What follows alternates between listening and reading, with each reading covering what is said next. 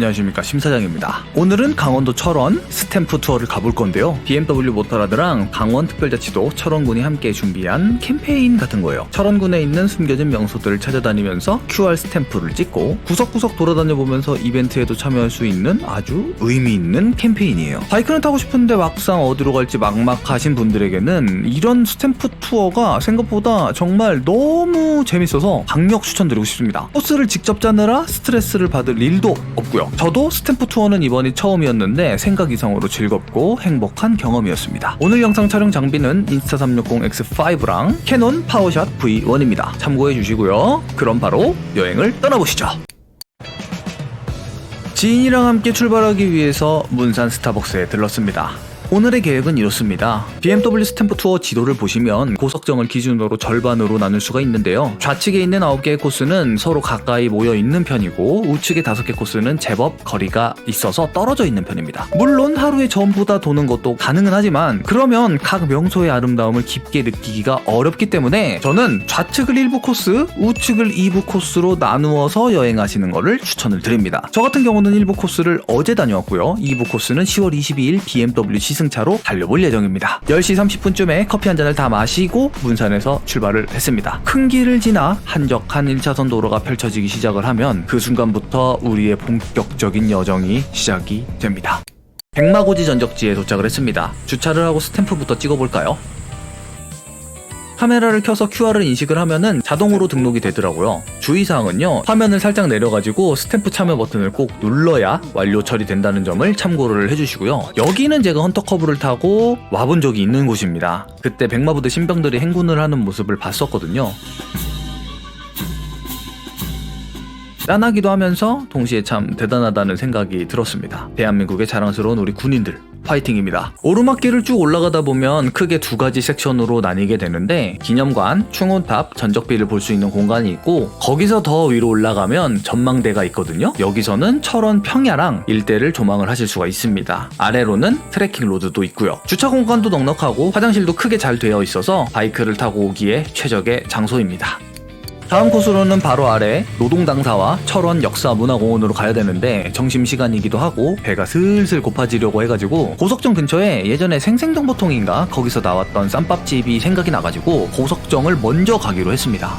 고석정은 저도 처음 와봤는데 이륜차 주차 공간이 따로 있더라고요. 라이더를 배려해주는 느낌이라서 기분이 좋았습니다. 고석정은 조선시대에 권신 김유정이 은거를 하면서 시를 읊었던 곳이라고 해서 고석정이라고 불린다고 챗 GPT가 알려줬습니다. 쭉 내려가다 보면 정말 말도 안 되는 경관이 펼쳐지는데요. 너무 예쁘더라고요. 정말 말도 안 나올 정도로요. 이런 곳이 제가 사는 곳 근처에 있었다니 놀라울 뿐이었습니다. 거대한 10m의 화강암 바위가 강물 속에 우뚝 솟아있고 그 아래로 강물이 굽이굽이 흐르는데 마치 대하 드라마에서나 볼 수 있었던 그런 장면이었어요. 이거 하나만 보러 와도 될 것 같아요. 여기 꼭 와보세요. 너무 멋진 곳입니다. 겨울에는 빙벽이랑 얼음 기둥이 정말 장관이라는데 겨울에도 꼭 와봐야겠습니다. 일단 내려가는 거는 좋았는데 올라갈 때는 정말 뒤지게 힘들었습니다.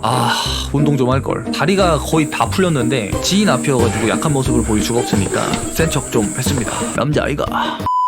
기아 못 넣을 것 같은데 이거 다리 알배가지고. 그리고 여기는 영상에서 보시는 것처럼 계단이 있고 흙바닥인 곳이 있기 때문에 바이크 부츠를 신고 오시는 거는 완전 비추천. 운동화를 따로 챙기시거나 스니커즈형 부츠를 신고 오시는 거를 추천드립니다. 고석정도 주차 오케이, 남녀 화장실 오케이. 자, 이제 밥을 먹으러 가볼까요? 이곳은 기와집이라는 곳입니다. 생생정보통인가? 아무튼 어디선가 봤고요. 꼭 가보고 싶어서 메모를 해놨던 곳입니다. 평일인데도 불구하고 한 20분 정도 웨이팅이 있었습니다. 아니 그런데 고양이가 이러고 자고 있습니다. 야, 니 뭐하냐? 야, 참. 들어가서 제육정식 2인을 시키고 말로만 듣던 철원 오대살을 먹어본 순간 정말로 이 쌀이 좋으면 밥만 먹어도 맛있다는 말이 거짓말인 줄 알았는데 팩트였습니다. 진짜 맛있었어요. 쿠팡에서 파는 쌀만 먹어본 저로서는 신선한 충격이었습니다. 기본 주문은 2인 이상 시켜야 됩니다. 1인당 15,000원 꼴인데 나오는 반찬의 퀄리티랑 양, 맛 정말 깔끔했어요. 우렁 쌈장이랑 된장찌개도 맛있었습니다. 시간이 되면 꼭 한번 들러보세요.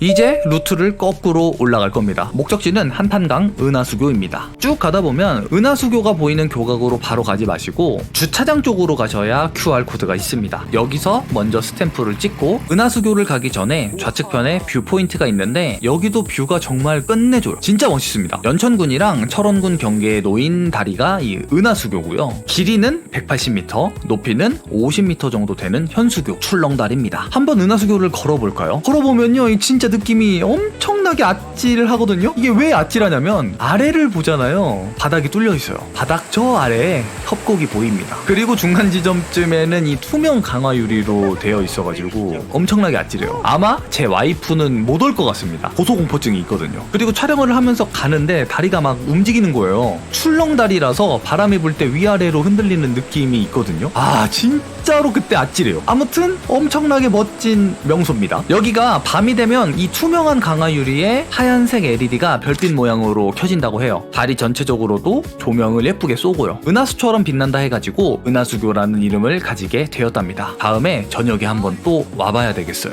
은하수교도 주차 쾌적, 화장실도 오케이.